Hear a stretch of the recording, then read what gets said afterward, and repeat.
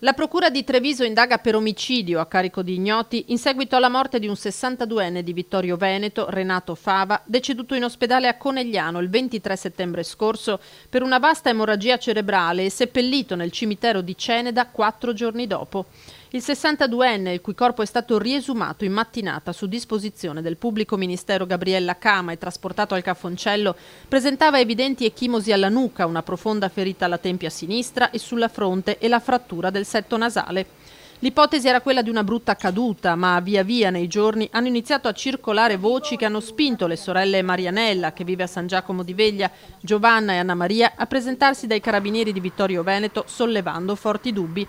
Fava potrebbe essere stato aggredito all'esterno del bar Porta Fortuna, poco lontano dalla chiesa di Sant'Andrea, dove era solito cenare, come confermerebbero alcuni fazzoletti sporchi di sangue ritrovati lungo questa pista ciclabile. Fino a sera era stato in un altro bar, il Café d'Essè o Bar Auto, come molti lo chiamano, in via Dante Alighieri, dove trascorreva diverse ore della giornata. Quella sera è rimasto con me fino a chiusura, quindi sarà stato intorno alle 9 meno un quarto.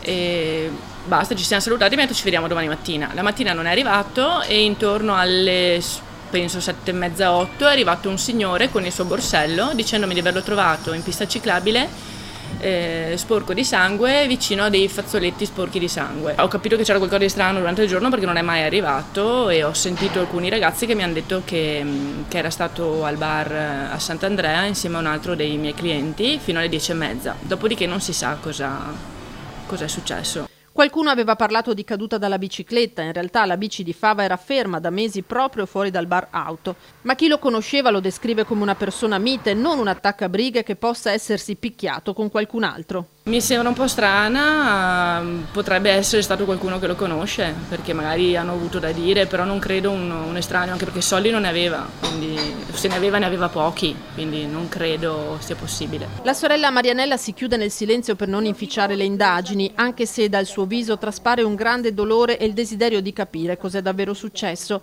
Era, dice, del fratello, una persona buona. L'autopsia eseguita dal medico legale Alberto Furlaneto ha confermato che l'emorragia che ha portato alla morte Fava è stata provocata da un trauma, escluso quindi il contrario, e cioè che possa essere svenuto per un malore. Ma cosa o chi abbia causato quel trauma ora sarà da chiarire.